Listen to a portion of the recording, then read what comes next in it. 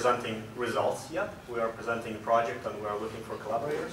So I'm going to be talking about the in silico screening for universal and personalized drug regimens with geroprotective properties.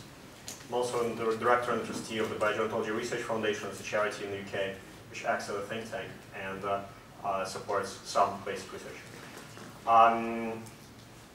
So a short story of today's talk. You might get slide sick, so if you want to know the story right away, you can just take a look at this slide and then forget all the others. So what we did at Silico Medicine is that we developed a platform-agnostic algorithm for comparing gene expression data coming from a variety of microarray platforms and NGS. So that allowed us to tap into legacy databases, legacy gene expression databases, and be able to develop a signaling pathway analysis tool that uses signaling pathways, combinations of signaling pathways, as biomarkers of cancer. Then we actually went into personalized medicine of cancer. I'm going to briefly touch on that. And we found ways to manipulate the signaling pathway activation profiles in silico with a variety of drugs with known molecular targets. And moved into personalized medicine and oncology, so it's a running business.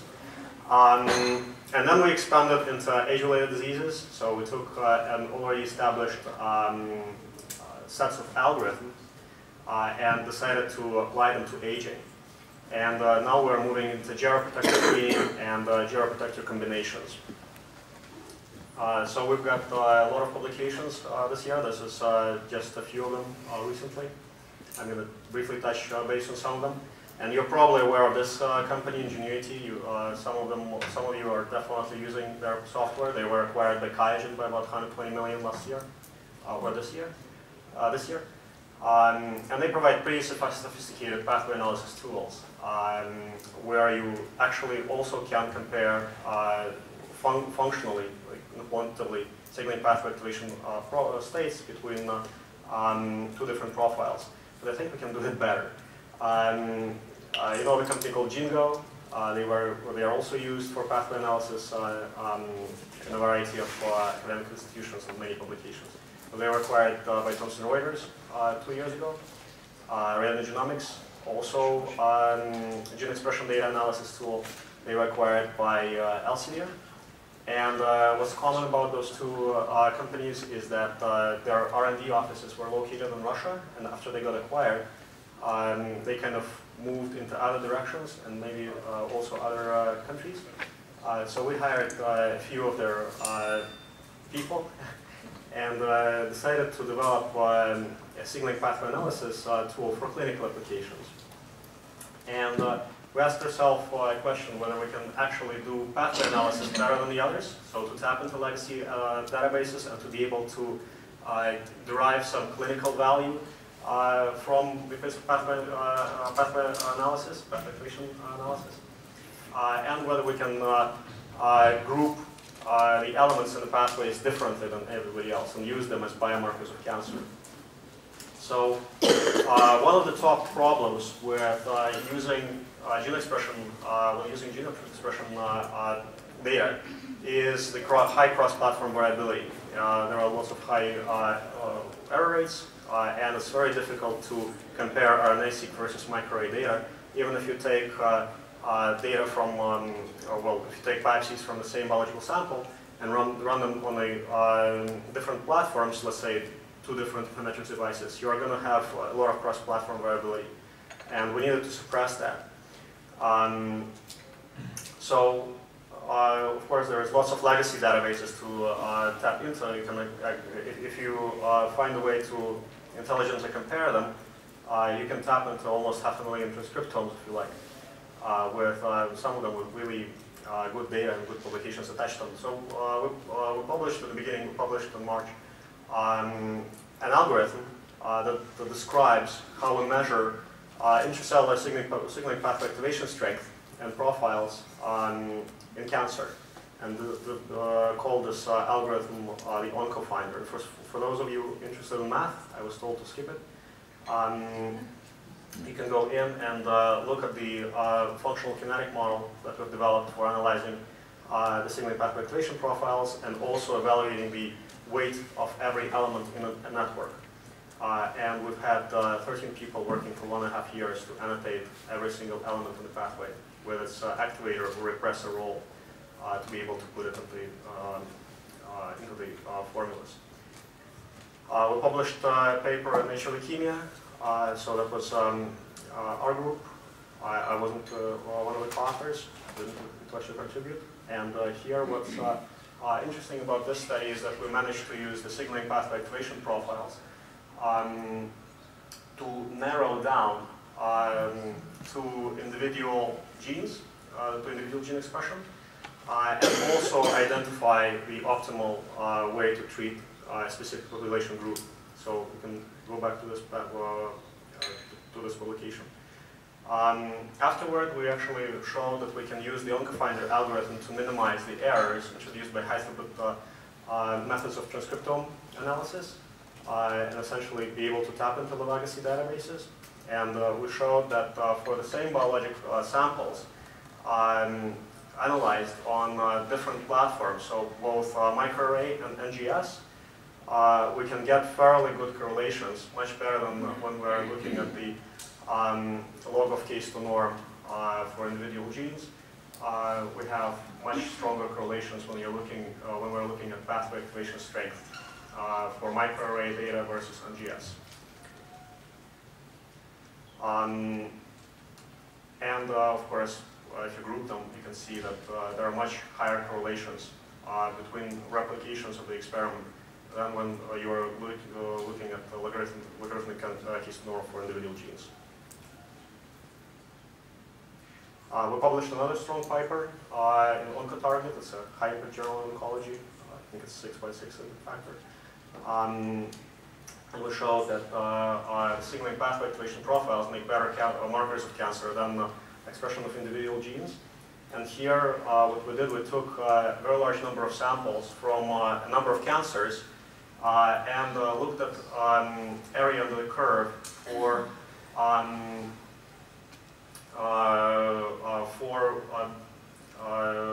identifying that particular cancer using both logarithmic case norm and using signaling pathway activation profiles. And so AUC1 was when we did it through signaling pathways. AUC2 was when we did it through differential gene expression analysis. And you can see that in most cases, signaling pathways were better markers of cancer than expression of individual genes. They had higher area on the curve, over 75.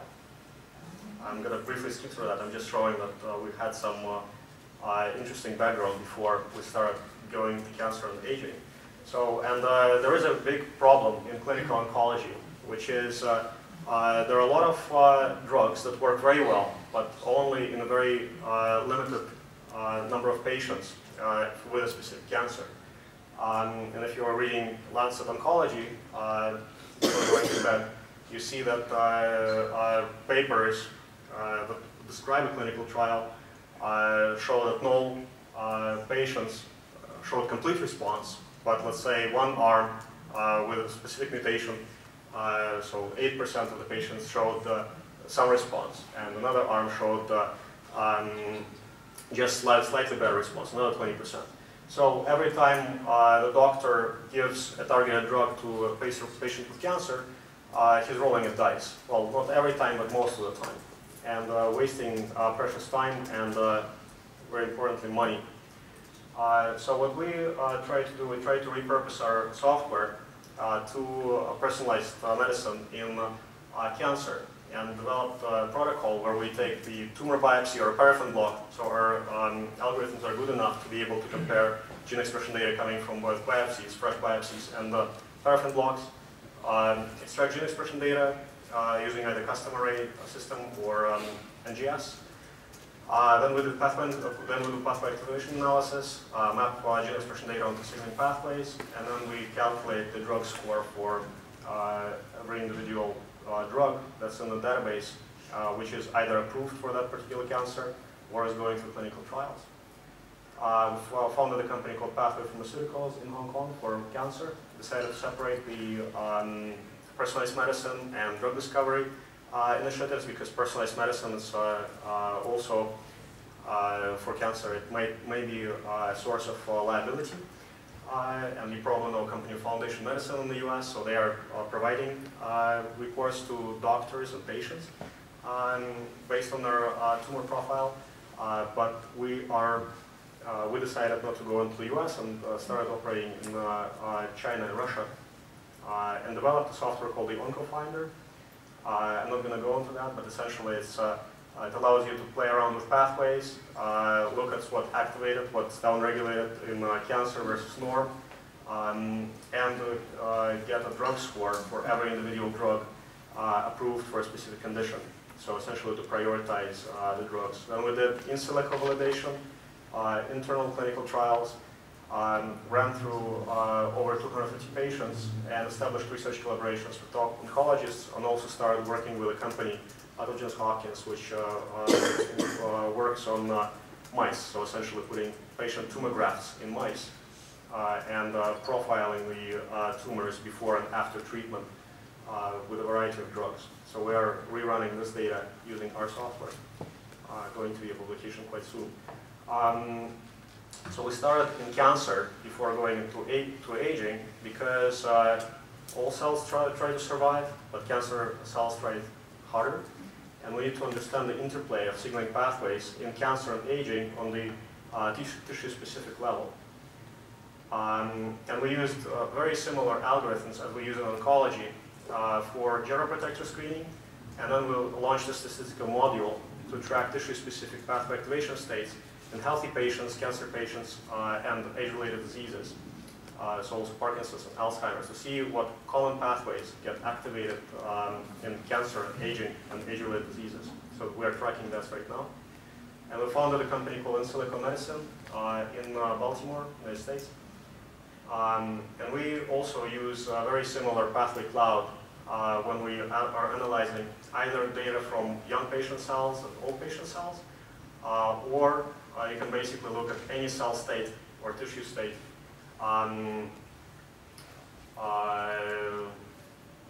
through the prism of pathway activation profiles. And this is basically, we're looking at just top several pathways that go through a specific threshold, go over this specific threshold to map it and visualize it, but we are looking at almost 300 pathways. And our goal is to find drugs that minimize the signaling pathway disturbance.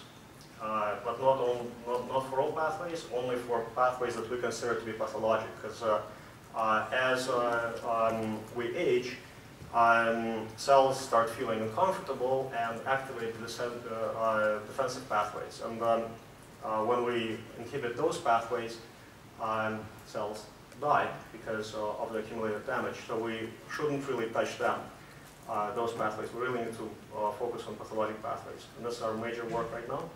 So one of the posters that we presented at MBO, FEBS, showed that, sorry, it's not visible very well, but essentially it shows that we took fibroblasts that went through 50 passages, 70 passages, and 80 passages, and we show that using signaling pathway activation profiles, we can clusterize the pathways very well. So you can visually see that there is a drift in replicative aging, and they clusterize very well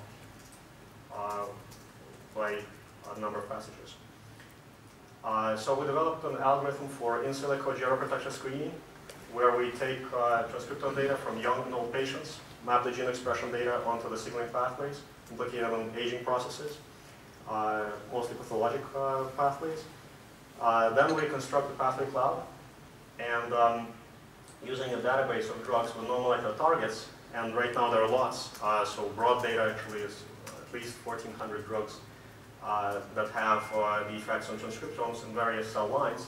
And from literature, we assembled almost 16,000 drugs with known effects on molecular targets, and called it Pharma Atlas. And we calculate the geroprotective rating for each individual drug to evaluate the signaling pathway disturbance effect, and the effect to minimize the signaling pathway disturbance for every drug. Afterward, we test the prediction in vitro in human cells. So currently, several rounds of experiments went through in human fibroblasts.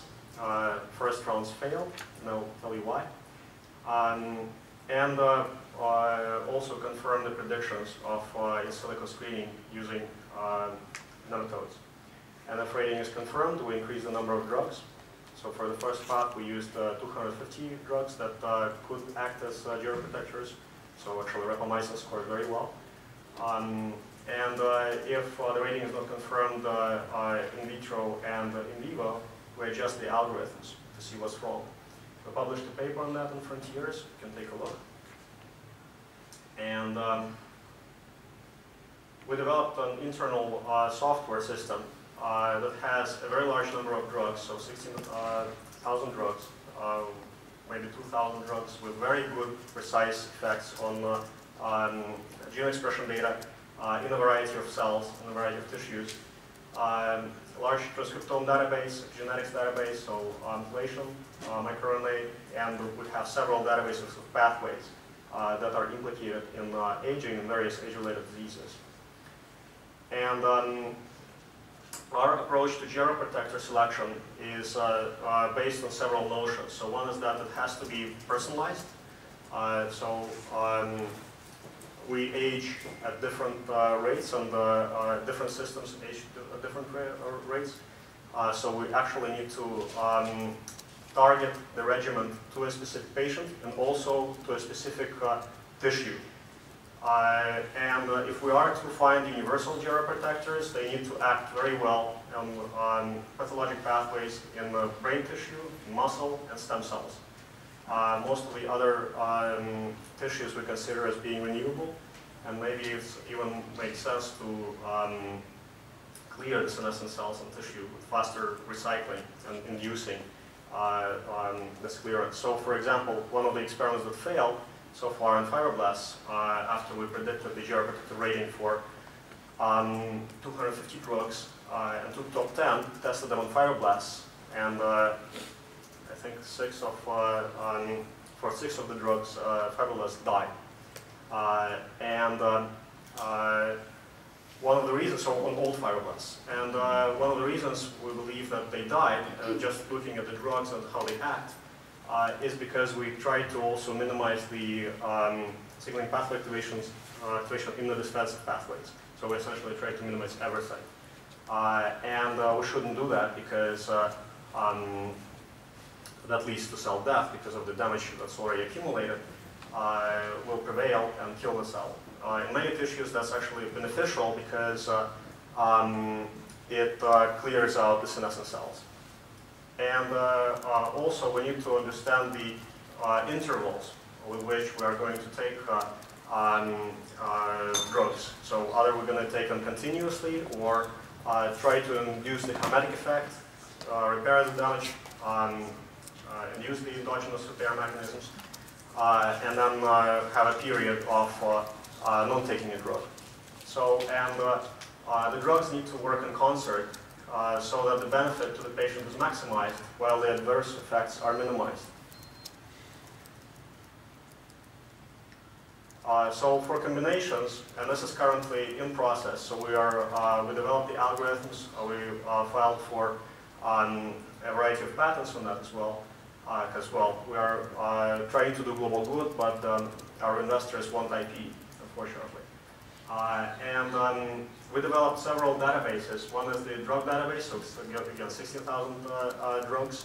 For many cell types, we have transcriptome effects before and after, toxicity data, adverse effects, keystone norm tables calculated from the drug transcriptome effects, and pathway activation strength effects. And we have the gene expression database, which has almost every openly available gene expression data set in existence, plus we license some data. And for every of the combination where we can compare norm to disease and young to old, we calculate the pathway activation drift between healthy norm or young samples and disease or old samples. And our idea is to take the healthy norm or young patients' cell tissue and transcriptomes, cell or tissue transcriptomes, compare the pathway activation strength with the old patients' cell and tissue transcriptomes. Then identify what pathways are pathologic, what pathways are defensive, and try to find drug combinations for drugs with known effects on pathway activation strength, so that the effect is maximized and the toxicity is minimized. But again, that should work on tissue-specific level, and we're targeting brain, muscle, and stem cells as the first priority. And of course, in some cases, we need to think about the person's age and person's risk profile. In some cases, we also calculate the net toxicity and adverse effect index. And in some cases, when the patient is 70 and has predisposition to a variety of diseases, and maybe the early onset of some of the diseases, maybe taking a geroprotective combination regimen is more beneficial than not taking it, even despite of the adverse effects.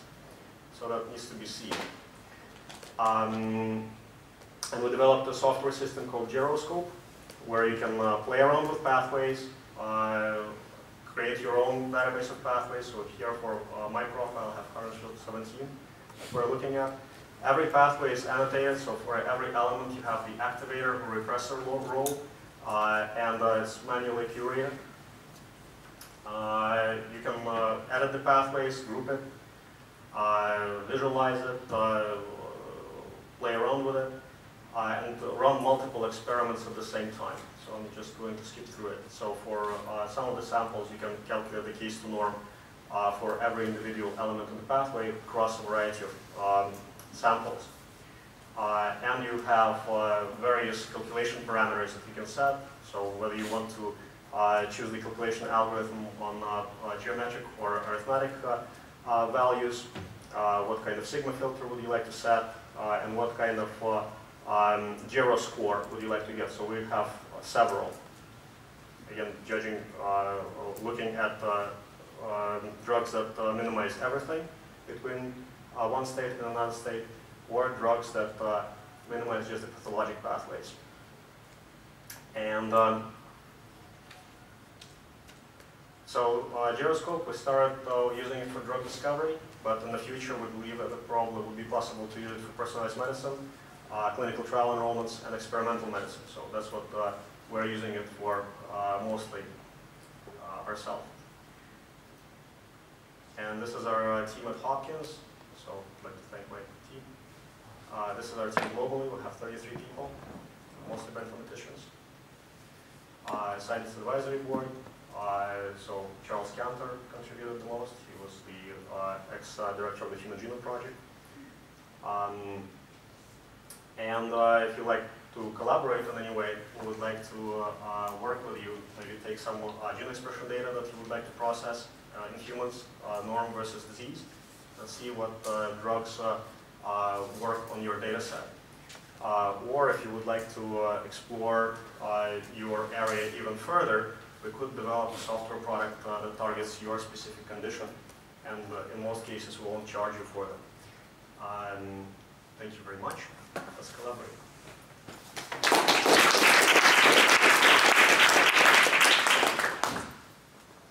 All right, thank you. Do we need questions? Anybody? No. One question, yes.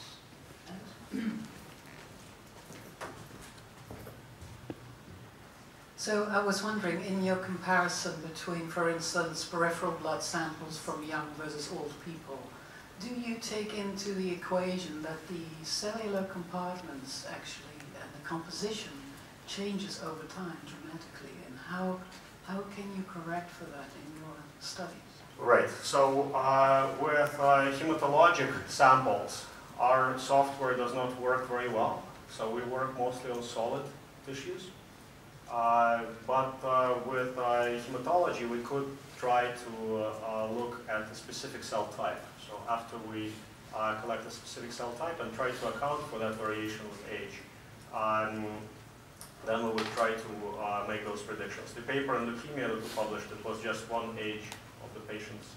And yes, there was variability in cell counts, but we still managed to find common patterns in gene expression for a specific condition. But yes, I agree that there is a huge variability in terms of cell counts, and for hematology, it's very difficult to normalize. And there we would need to have significant human interaction, so to understand what's going on the patient level before we can make any predictions.